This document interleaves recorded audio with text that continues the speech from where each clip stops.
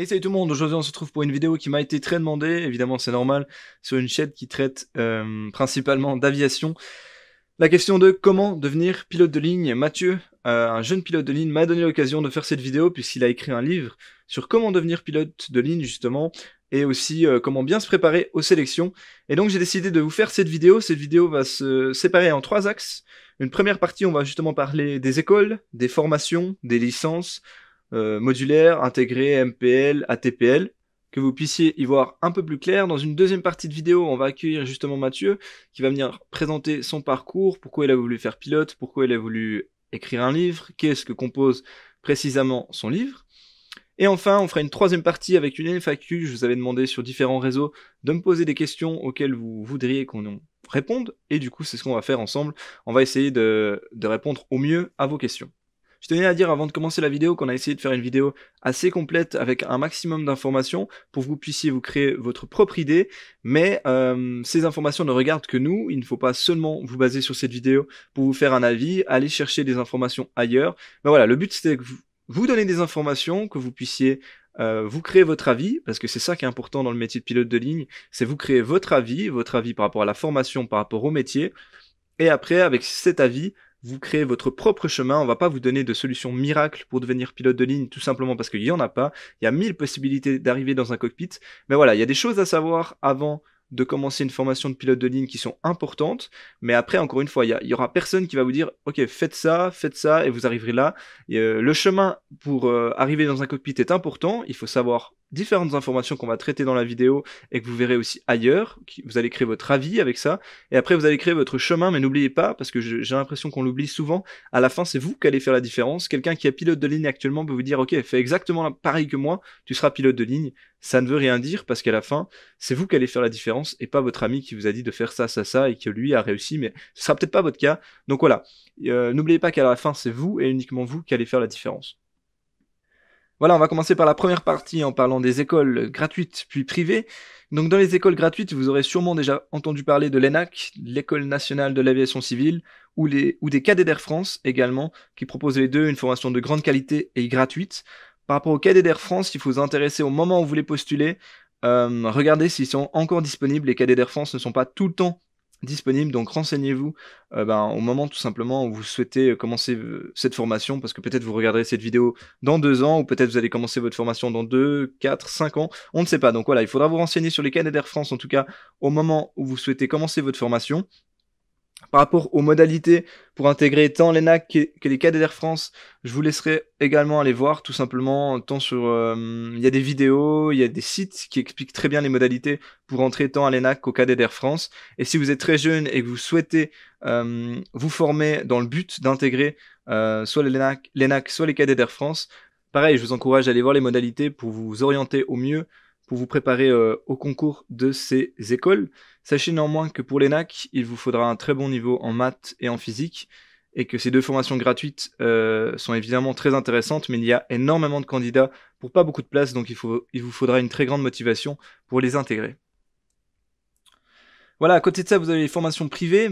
Faut pas oublier que la majorité des pilotes viennent de formations privées. On me demande souvent le coût d'une formation de pilote, c'est très difficile à dire, mais je vous donnerai une fourchette entre 50 000 € et 120 000 €. Vous pouvez trouver pour moins cher, vous pouvez trouver pour plus cher. Voilà, la fourchette est déjà assez large, mais en même temps, c'est la réalité du marché. C'est très difficile de donner le coût d'une formation de pilote. Il faut savoir que souvent les plus chers mettent en avant des partenariats avec des compagnies pour être appelés plus facilement en sélection. Ça peut être très intéressant, c'est pas un aspect à négliger. Par contre, de l'autre côté, il faut pas non plus vous faire avoir. Les écoles privées sont un business, ils vont vouloir vous vendre leur formation. Donc voilà, faites bien attention à bien regarder quel est vraiment le partenariat. C'est pas parce qu'il y a le logo d'une grande compagnie sur leur site que ça veut dire vraiment quelque chose. Donc voilà, renseignez-vous vraiment par rapport à ces partenariats. Ça peut être très intéressant, mais ça peut aussi être un argument de vente complètement inutile après pour vous. Et sachez également qu'il n'y a aucune garantie que vous allez être sélectionné. Ça vous permet d'accéder peut-être plus facilement aux sélections, mais encore une fois, à la fin, c'est vous qui allez faire la différence. Le troisième type, entre guillemets, de formation, c'est les programmes de compagnie. Donc certaines compagnies ont leurs propres écoles, donc ils vont vous sélectionner, vous former dans leurs écoles, dans le but de potentiellement après être pilote pour eux. ou alors d'autres compagnies vont aussi vous sélectionner, vous faire former par une école privée partenaire, et après vous récupérer dans leur cockpit. Là, vous aurez deux types de formations, soit MPL, soit ATPL. On verra la différence tout à l'heure. Ces programmes de compagnie peuvent être très intéressants, mais encore une fois, il faut bien vous intéresser dans le programme où vous voulez vous lancer, bien vous renseigner avant. Les places, quand on vous dit que vous êtes cadet d'une compagnie, c'est toujours du conditionnel. Faites bien attention à ça. Rien n'est sûr, mais évidemment que ça peut être très intéressant d'intégrer ces programmes de compagnie. C'est d'autant plus intéressant que certaines fois la compagnie met une partie du coût de la formation, donc c'est la compagnie qui vous paye une partie de la formation, ou des fois le pays où vous habitez, vous pouvez avoir des subventions, et voilà, entre la compagnie qui met un bout, le pays qui met un bout, vous qui mettez un bout, ça peut être intéressant pour avoir une formation de pilote pour moins cher. Maintenant, on va regarder les différentes formations. On a parlé tout à l'heure de formation MPL, Multi-Crew Pilot License, ou ATPL, Airline Transport Pilot License. Vous avez sûrement beaucoup plus entendu parler d'ATPL parce que c'est aussi la plus répandue. Donc la MPL, vous allez surtout trouver ça dans les programmes de compagnie. Donc en gros, si on regarde la définition d'une MPL, ça vous permet d'exercer comme copilote dans le transport aérien commercial sur tout avion où l'exploitation avec un copilote est requise. En gros, vous allez être affilié dans une compagnie dès le départ et votre licence, elle va être restrictive, par exemple par rapport à un ATPL. Si avec un MPL, vous voulez aller voler dans un aéroclub, vous ne pourrez pas parce que vous n'avez pas validé ni l'LAPL, ni la PPL.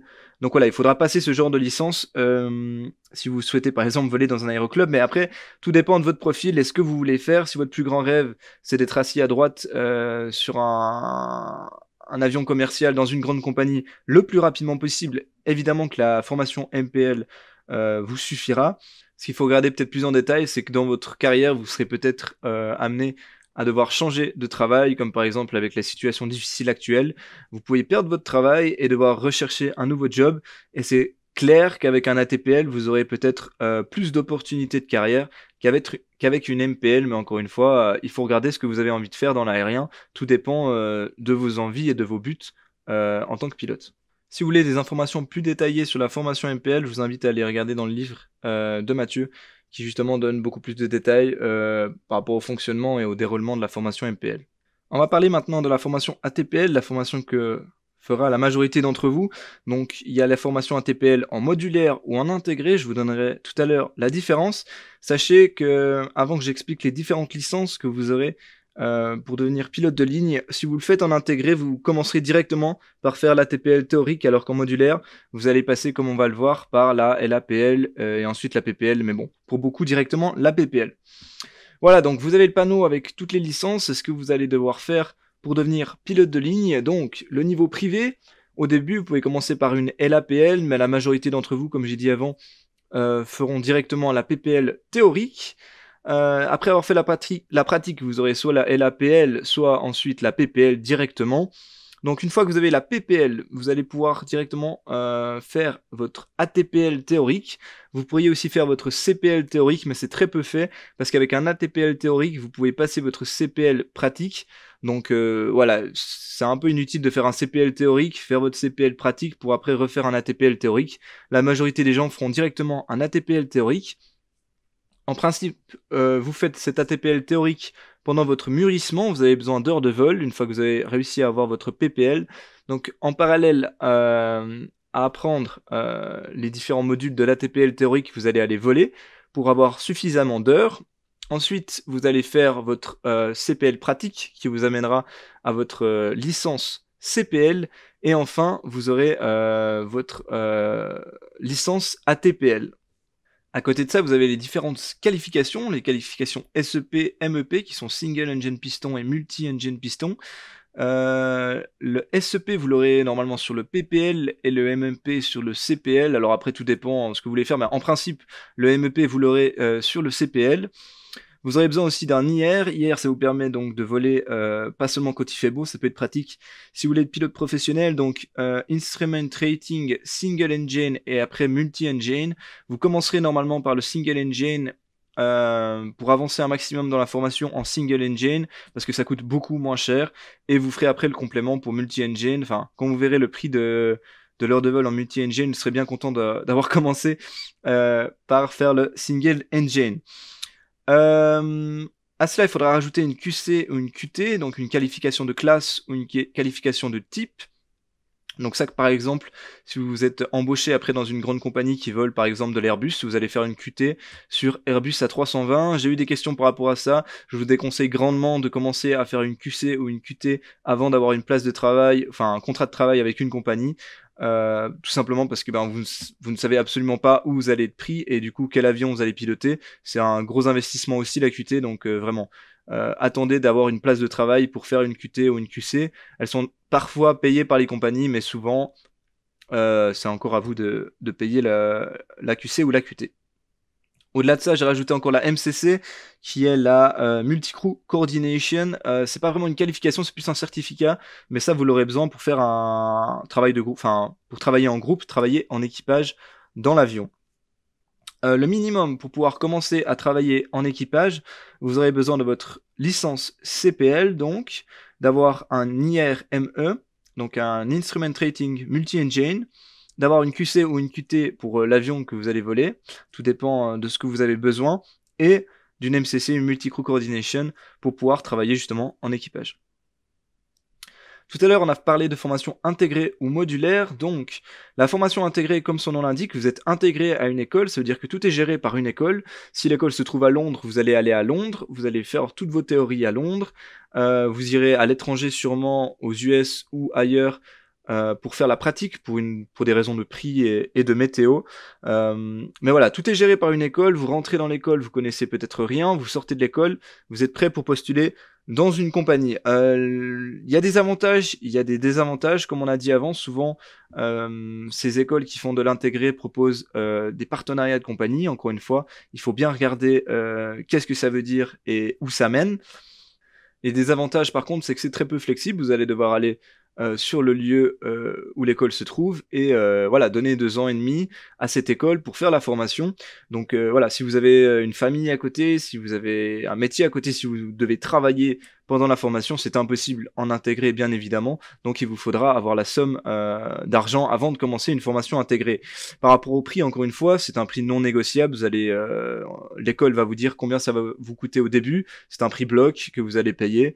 Et voilà, vous pourrez pas baisser ce prix ou monter ce prix, contrairement à une formation modulaire où vous pouvez influencer un peu le prix grâce à différentes techniques qui sont absolument impossibles à faire en intégré. Quant à la formation modulaire, vous l'aurez compris, elle est modulaire. Vous avez donc la possibilité de faire tous les modules qu'on a vus tout à l'heure dans différentes écoles si vous le souhaitez. Vous pouvez faire différentes choses pour faire baisser les prix, comme par exemple aller voler un avion où il est le moins cher, donc peut-être aller voler ailleurs, pouvoir prendre des passagers lorsque vous faites votre mûrissement, vous pouvez prendre des passagers avec, comme ça vous pouvez répartir entre les passagers le coût de l'heure de vol. Vous pouvez aussi peut-être négocier avec des aérodromes, des packs d'heures, si vous dites ok je dois voler 50 heures maintenant, est-ce que vous me faites un prix de bloc pour voler 50 heures chez vous?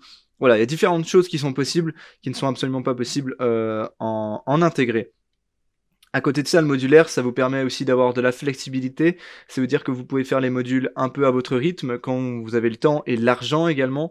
En parlant d'argent, le modulaire permet de travailler à côté. Beaucoup de gens qui font du modulaire ont un job à peut-être 80, voire même 100%. Je connais des gens qui ont travaillé à 100% en étant en modulaire et qui peuvent justement financer leur formation en parallèle en la faisant, quoi. Ils travaillent et ils font leur formation à côté dès qu'ils ont les sommes d'argent nécessaires pour avancer dans la formation. Donc voilà, c'est beaucoup plus flexible le modulaire que l'intégré. Après, évidemment, ça a des avantages et des inconvénients.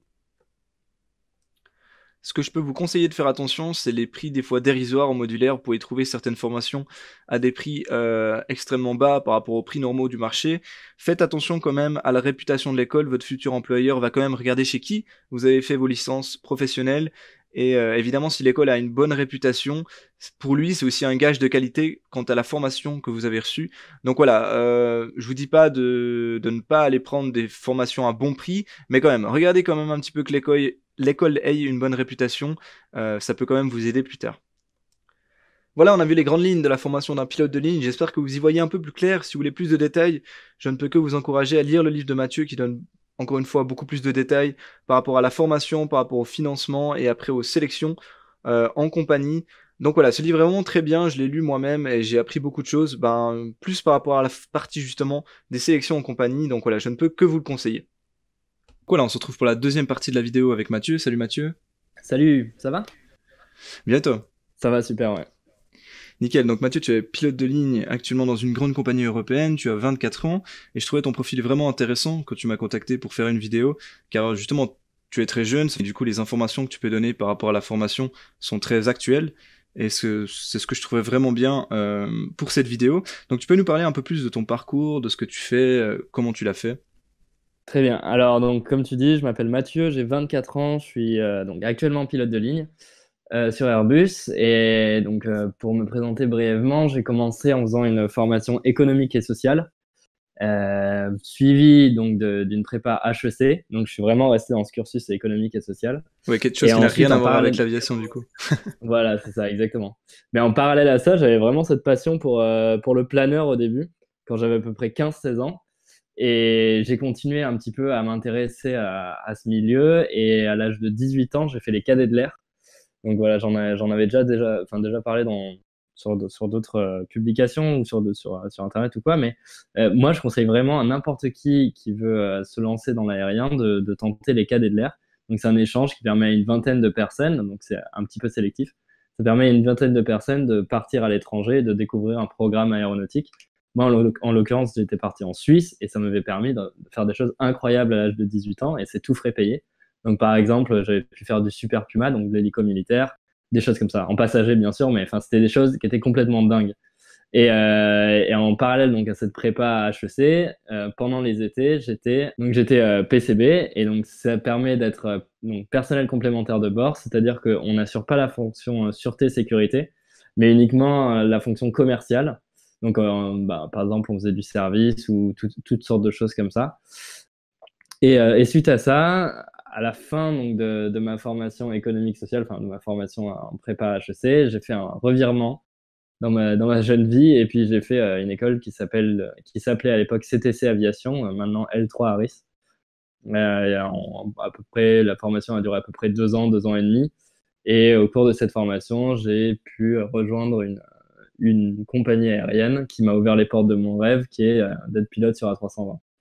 Et à côté de ça, j'ai toujours, et c'est aussi la raison de cette vidéo, j'ai toujours voulu transmettre ce que j'avais pu apprendre, notamment en donnant des cours de BIA, brevet d'initiation aéronautique, dans des lycées ou alors dans du supérieur, dans du post-bac, ou de l'anglais aéronautique. Et aussi, j'ai écrit un livre qui s'appelle Cher futur pilote, dont l'objectif, c'est vraiment de donner les armes, les outils pour qu'une personne qui veuille se préparer à des sélections de pilotes de ligne ou se préparer à des sélections en compagnie aérienne, eh bien, puisse y parvenir de la meilleure des façons. Nickel, donc ouais, on va parler un peu plus de ton livre, justement, Cher futur pilote. On en a parlé aussi dans l'autre partie pour avoir plus d'informations, justement, par rapport à la formation de pilote de ligne, comme tu l'as dit avant, pour les sélections également, pour le financement. Il y a vraiment beaucoup d'informations. Dis-nous, tu peux nous dire un peu plus par rapport à ce qu'il contient?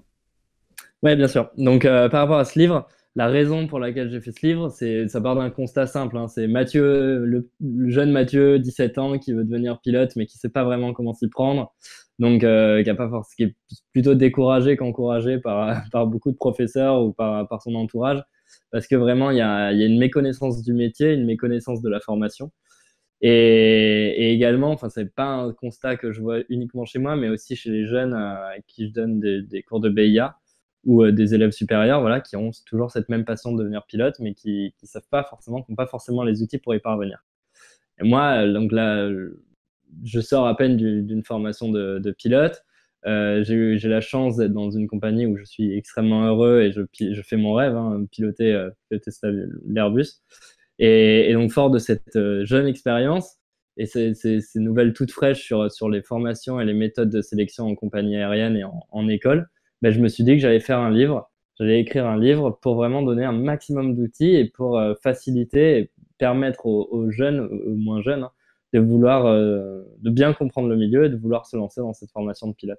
Parallèlement à ça, donc c'est un livre que j'ai écrit, mais j'ai collaboré, j'ai demandé beaucoup d'avis, beaucoup de conseils, beaucoup d'aide à de nombreux commandants de bord et copilotes récemment entrés en formation pour que ce soit un livre des plus objectifs possibles et qui réponde à un maximum d'interrogations des personnes qui s'intéressent de près ou de loin au métier de pilote de ligne.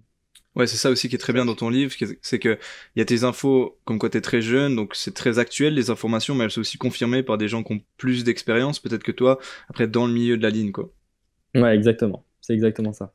Je vais revenir aussi sur un point que t'as dit, que je remarque aussi beaucoup sur YouTube, parce que c'est vrai que j'ai jamais fait cette vidéo alors qu'on m'a demandé 1000 fois de la faire parce que ben je voulais avoir les informations un peu confirmées de quelqu'un, parce que je suis pas moi-même pilote, j'aimerais aussi faire la formation, donc je suis tout comme toutes ces personnes qui s'intéressent à comment faire la formation, et c'est vrai que les informations elles sont très vastes et des fois on s'y retrouve pas, et c'est vrai que je vois beaucoup dans les commentaires des vidéos, et c'est pour ça aussi que j'avais envie vraiment de faire cette vidéo si j'en avais l'occasion, donc tu m'en as donné l'occasion, Ouais. de voilà, les gens ont vraiment des fois très peu d'idées de comment ça fonctionne. C'est vrai que c'est assez complexe, mais c'est vrai que beaucoup de gens, quand on voit des très jeunes, parler directement de cadet d'Air France, de l'ENAC, mais c'est vrai que ça va bien au-delà de ça.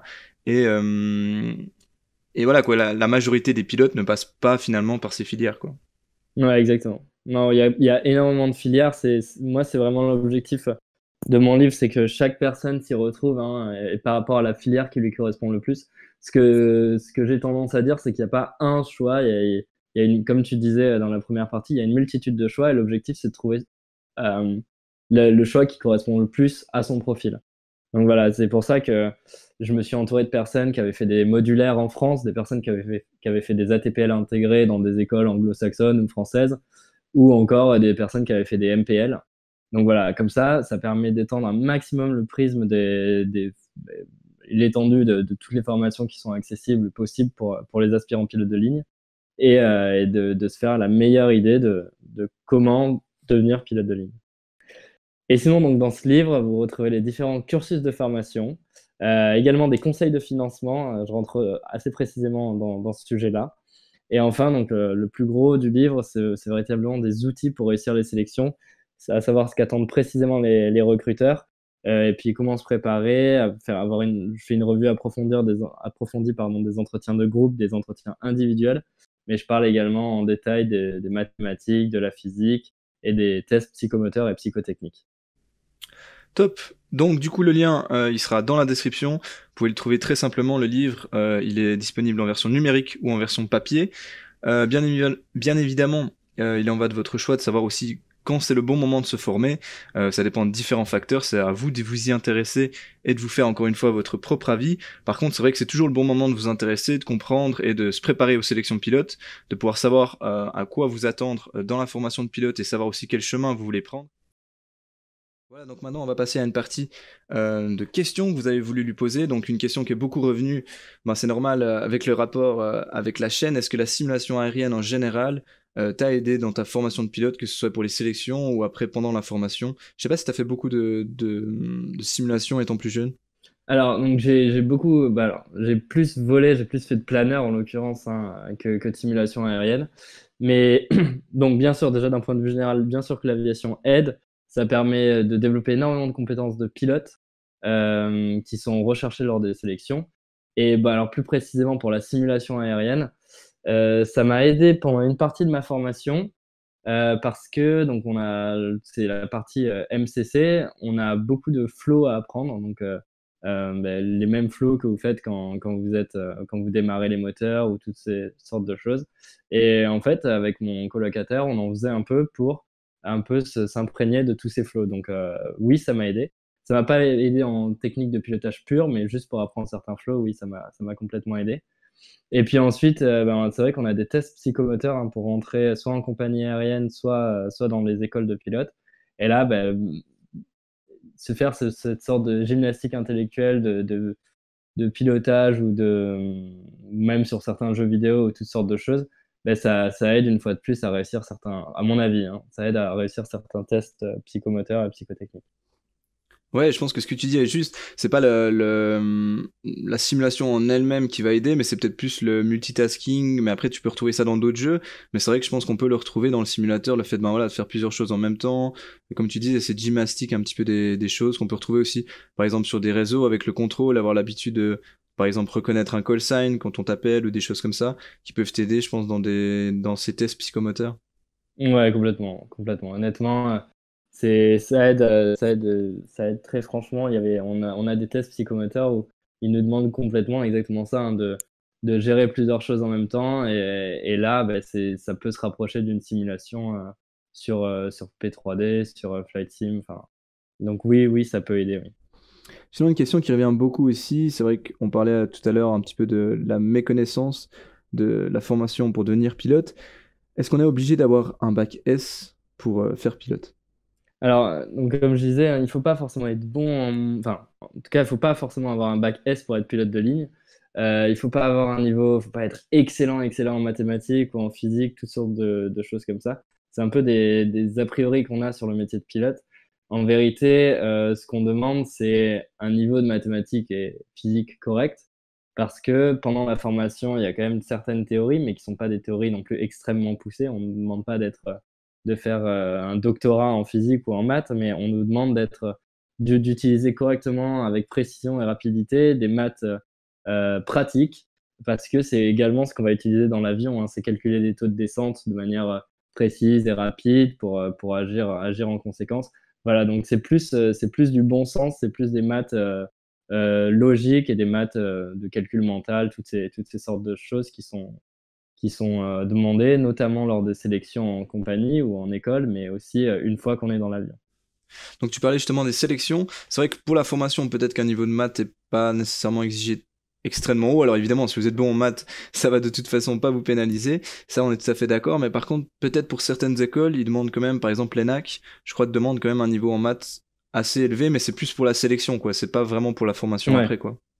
ouais, autant pour moi, oui, bien sûr. Pour certaines écoles, par contre, c'est vrai que c'est hyper sélectif, notamment l'ENAC, donc qui demande, alors pas forcément un niveau maths sup, maths p, mais la plupart sortent de ce genre de prépa maths sup, maths p. Mais c'est vrai que le niveau est assez élevé en maths et en physique. Mais également, il y a d'autres matières qui sont un peu, enfin, auxquelles on pense pas forcément, notamment l'anglais, Ouais, non, c'est qui est sûr. On extrêmement sous-estime sélectif, souvent, que ouais. ce soit à l'ENAC ou dans d'autres écoles de formation intégrée, privées ou non, quoi. Oui. Donc pour répondre à la question, parce que c'est vrai que c'est souvent des jeunes qui posent des questions, donnez tout ce que vous avez en maths, essayez vraiment de devenir bon en maths, mais c'est vrai que si les maths c'est pas forcément votre matière préférée ou vous êtes le meilleur, vous avez quand même vos chances de devenir pilote, mais c'est clair qu'il faut pas non plus partir du principe qu'on peut devenir pilote en étant moyen en maths, quoi. C'est pas non plus ce qu'on veut dire, Exactement. quoi. Ouais, bien sûr, bien sûr.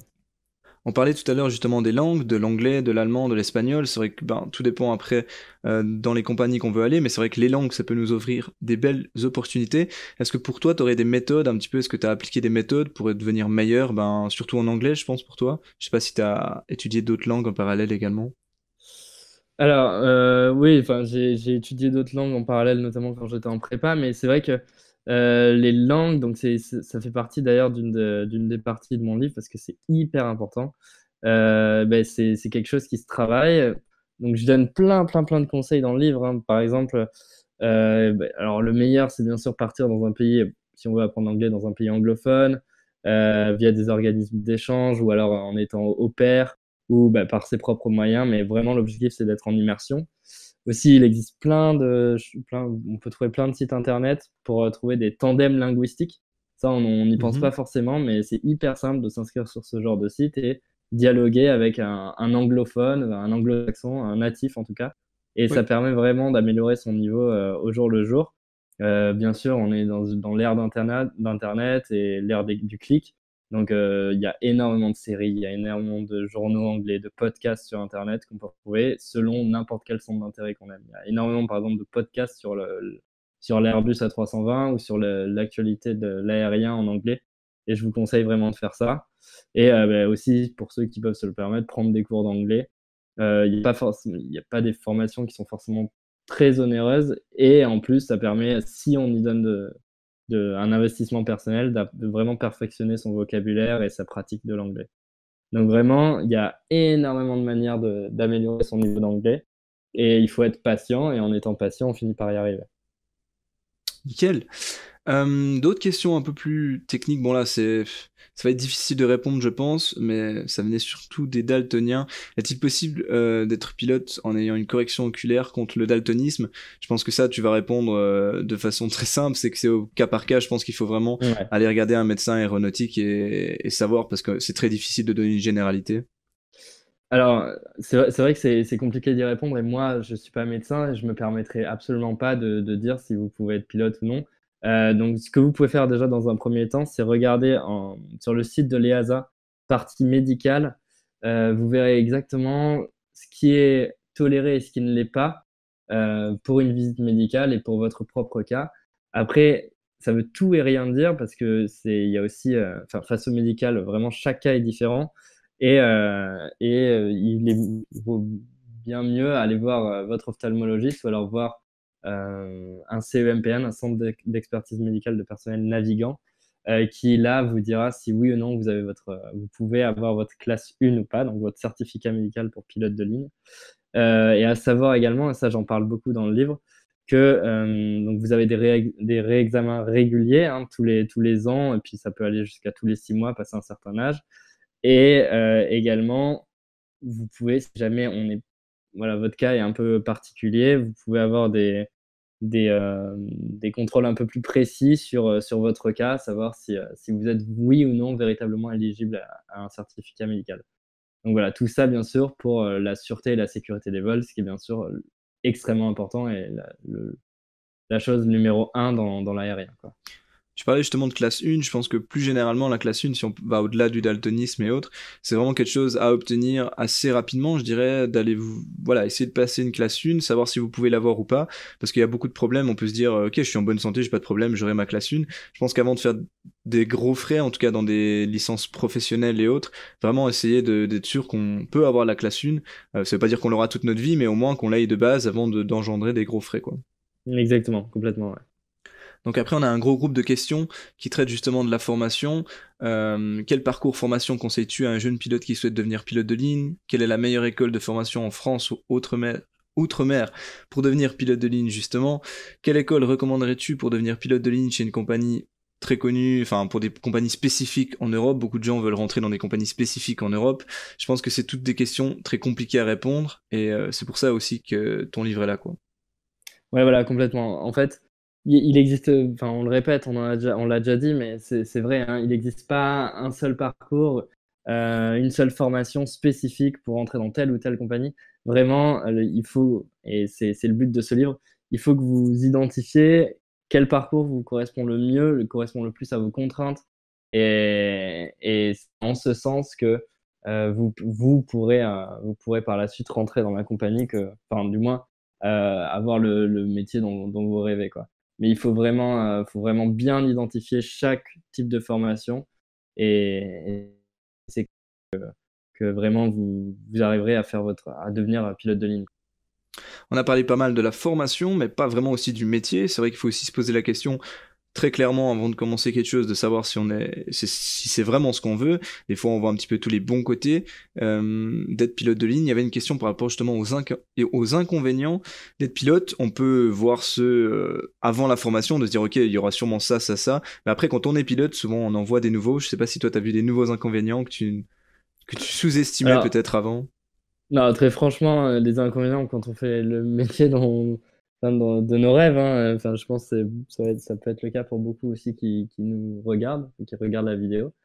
Honnêtement, c'est très dur de trouver des inconvénients, mais c'est sûr que forcément, ça rythme aussi un peu notre quotidien. Donc, ça rythme, voilà, forcément, on doit être responsable par rapport aux responsabilités qui nous incombent.